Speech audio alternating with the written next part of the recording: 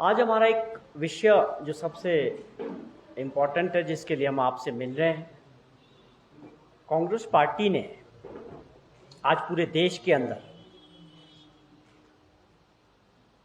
कहाँ से शुरू होगा,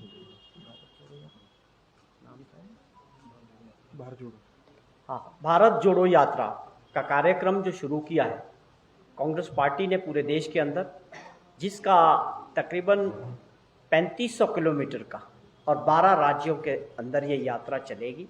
और आज इसका शुभारंभ कन्याकुमारी से किया जाएगा और इसका अंतिम चरण जो होगा श्रीनगर तक ये यात्रा पहुंचेगी। और 22 से 23 किलोमीटर डेली जो है पैदल चल के इसमें सभी लोग पार्टिसिपेट करेंगे। आज इसका शुभारंभ राहुल गांधी जी ने कन्याकुमारी से किया है और जहाँ से भी गुजरेगी जिस राज्य से, उसमें वहाँ के लोगों को जोड़ने का उद्देश्य है।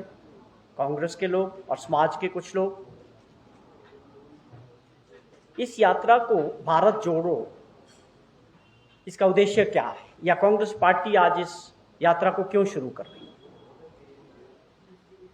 इसके 3 मुख्य लक्ष्य रखे कि आज ऐसी परिस्थितियां देश के अंदर बन रही है, जैसी हालात समाज में और देश में, चाहे हालात समाज के तौर पे हो, राजनीतिक दृष्टि से हो या आर्थिक दृष्टि से हो, उसमें किस तरह का बदलाव आया है, उसको मद्देनज़र रखते हुए कांग्रेस पार्टी, जिस पार्टी ने आज़ादी की लड़ाई लड़ी, देश को आज़ाद कराया, आज दोबारा से कांग्रेस पार्टी की जो विचारधारा है वो ये समझती है कि आज देश को दोबारा से एक ऐसा मूवमेंट जनता के बीच जाने की आवश्यकता है, देश की जनता को जागरूक करने की आवश्यकता है और उनके साथ खड़े होने की आवश्यकता है, जब देश के अंदर ऐसी ताकतें हैं जो जनता की आवाज़ को नहीं सुन रही।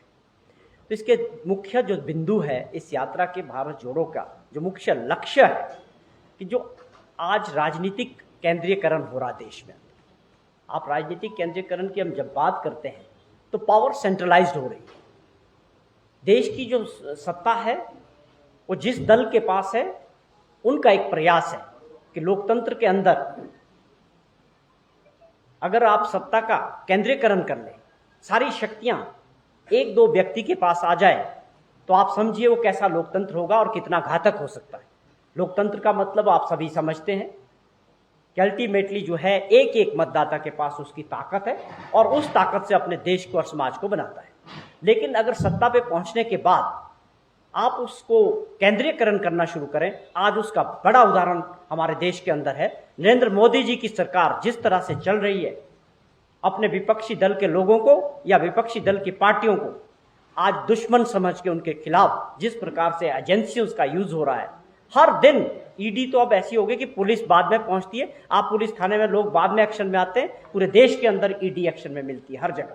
आप इसका आंकलन करेंगे कि ईडी जा कहाँ रही है, तो 99.9% जो है विपक्षी दल के जो लोग हैं, उनके जो सहयोगी है, उनको पूरी तरह से परेशान किया जा रहा है। और उसके पीछे क्या उद्देश्य है, ये अब देश की जनता अच्छी तरह से समझ चुकी है कि साफ तौर पे जो है अपने जो विरोधी है उनको कमजोर करना है, उनको परेशान करना है और अपनी ताकत बढ़ानी है।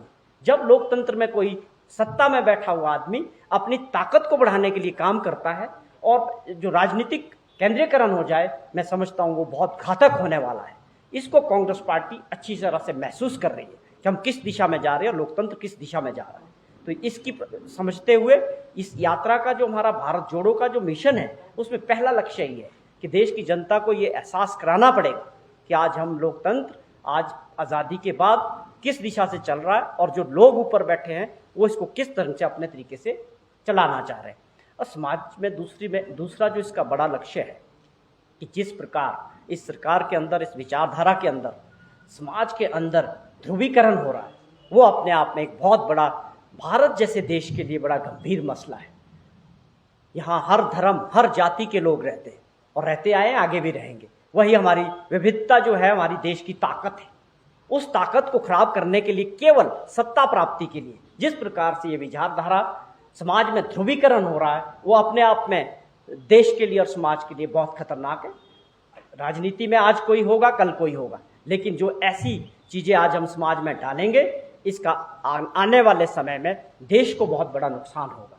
तो समाज में जो ध्रुवीकरण हो रहा है इस विचारधारा द्वारा, उसको बारे में लोगों तक ये समझाने का प्रयास भारत जोड़ो यात्रा का यही है कि खास तौर पे कुछ लोग केवल सत्ता में बने रहने के लिए, सत्ता प्राप्ति के लिए अगर समाज में ध्रुवीकरण करता है तो वो कितना खतरनाक इस देश के लिए और समाज के लिए हो सकता है। तीसरा हमारा जो कारण था कि आर्थिक, जिस प्रकार से आर्थिक विषमताएं जो आई है वो एक बहुत बड़ी बात है। आज हम ऐसे दौर से गुजर रहे हैं कि जो गरीब आदमी है वो और गरीब हो रहा है। आप इसको देखते रहिएगा आने वाले समय में।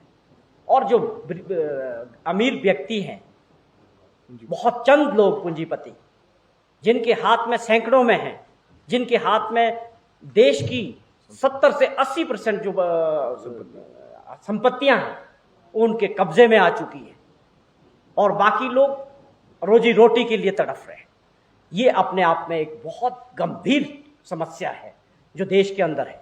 अगर सरकार इसके ऊपर ध्यान नहीं देती, सरकार की जिम्मेवारी है, लेकिन अगर आप विपक्ष में भी है, कहीं भी है, देश के नागरिक हैं, ये आपकी और हमारी सबकी सामूहिक जिम्मेवारी है कि अगर राजनीतिक दृष्टि से इस प्रकार से हम अपने देश को बांटेंगे तो आने वाले समय में एक बहुत बड़ी समस्या देश के अंदर नंबर 1 समस्या होने वाली।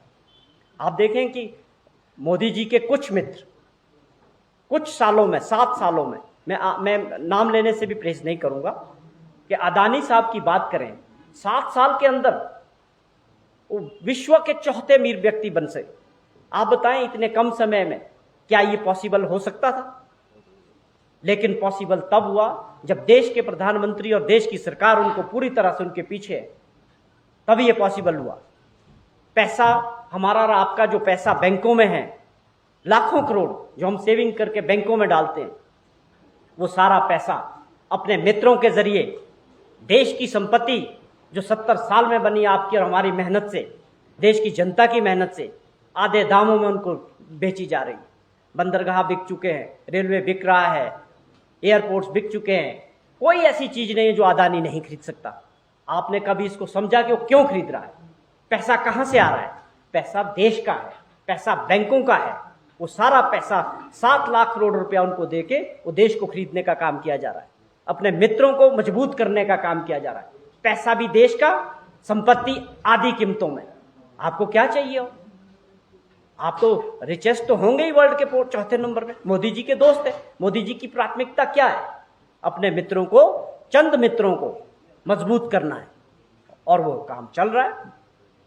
ये कुछ ऐसे मसले आ चुके हैं जो बहुत गंभीर है और कांग्रेस पार्टी की लीडरशिप ने इस बात को समझा है कि इस तरह इन मुद्दों को लेके हम एक ऐसा अभियान, ताकत कहाँ है?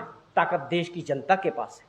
उस ताकत को समझते हुए हम पूरे देश के अंदर हमारी लीडरशिप जनता के बीच जाएगी। पदयात्रा के जरिए कांग्रेस पार्टी ये एहसास कराएगी कि हम सत्ता में रहें या विपक्ष में रहें, जो हमारी जिम्मेवारी देश के प्रति, समाज के प्रति, भारत के लोगों के प्रति और लोकतंत्र के प्रति है, उसको हम बेखूबी पूरी तरह से निभाएंगे। इस उद्देश्य के साथ हमारे राष्ट्रीय नेता श्री राहुल गांधी जी ने और सभी सीनियर लीडरशिप ने आज इस यात्रा को भारत जोड़ो के नाम से शुरू किया।